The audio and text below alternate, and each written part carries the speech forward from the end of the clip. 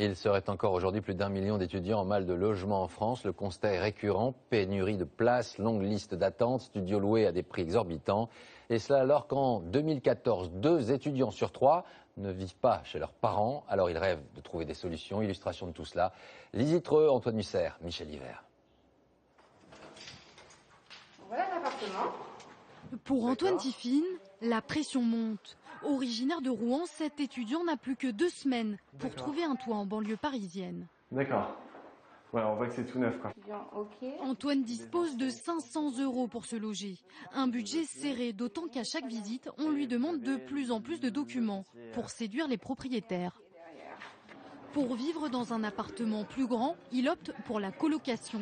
Il a trouvé un autre étudiant pour partager son logement, mais pas simple de convaincre les agences. Pour 2 étudiants, colocation, c'est ça? C'est ça, enfin sur le bail, a priori, je serai tout seul sur le bail. Aujourd'hui, 2 étudiants sur 3 ne vivent pas chez leurs parents et cherchent donc un logement à la rentrée. Résultat, des files d'attente interminables devant les biens à louer. Et tous ces candidats n'ont qu'une idée en tête, trouver l'appartement le moins cher possible. Car le loyer, c'est plus de 50% du budget d'un étudiant. Alors pour éviter de payer un hébergement, certains ont trouvé d'autres solutions. Comme Pauline Willem, elle vient de Bastia pour un stage dans la région nantaise. Bonjour Pauline. Elle va passer 1 an chez la famille Godec. Des petits. Non, fallait pas. Elle découvre sa nouvelle demeure. Ici, le logement est totalement gratuit.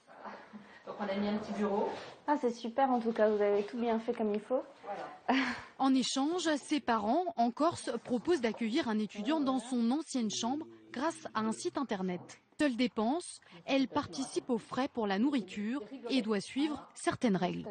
Bon, on va faire découvrir tout ça. On lui demandera de t'entretenir sa chambre, effectivement, et de respecter les règles de vie qu'on a à la maison.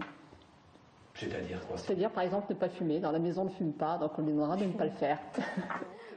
En contrepartie de cette chambre fournie gracieusement à Pauline, leur fils pourra lui aussi, l'année prochaine, être accueilli dans une famille près de son université.